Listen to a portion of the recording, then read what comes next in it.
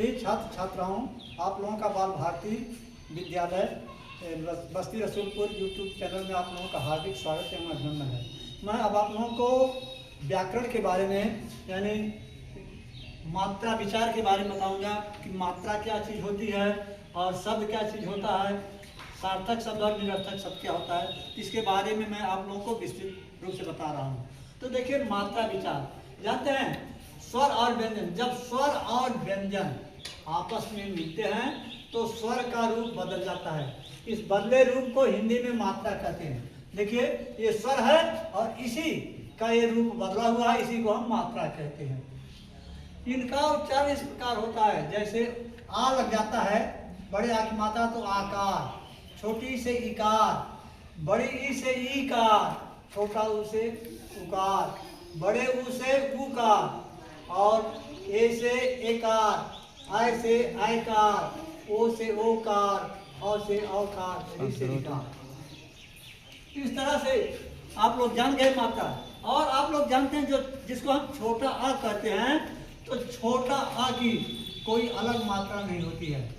जब व्यंजन में कोई मात्रा नहीं रहती है तो आ की मात्रा वहां समझी जाती है, जैसे क म ग। सुने, उसके बाद स्वरहीन व्यंजनों का रूप इस प्रकार होता है, जैसे क म ग।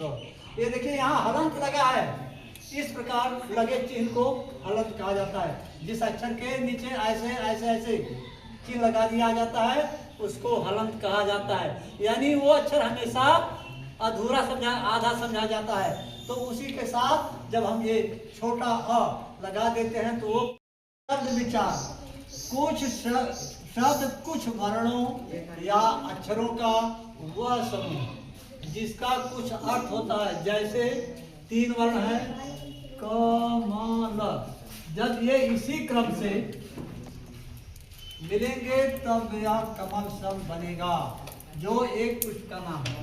यानी जिस अक्षर का मतलब यह है कि जब ऐसा हो कि उससे किसी कोई अर्थ निकले, तब वह समझिए कि वह शब्द सही है। और देखिए, शब्दों का भेद, शब्द भेद यानी वर्णों का वह समूह जिसे किसी सार्थक शब्द की रचना हो, शब्द कहते हैं।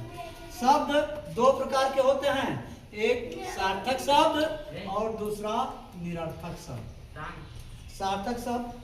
सार्थक शब्द उसे कहते हैं जिसका कुछ अर्थ हो, जैसे पुस्तक, कलम आदि। और निरर्थक शब्द वे शब्द जिनका कोई अर्थ न हो, जैसे हम कहते हैं पुस्तक के बाद कहते हैं पुस्तक, हाँ, कलम सलम। तो अब यहाँ देखिए, पुस्तक ये क्या है, सार्थक है, पुस्तक निरर्थक है, कलम सार्थक है और सलम निरर्थक है, क्योंकि इसका कोई अर्थ नहीं निकलता।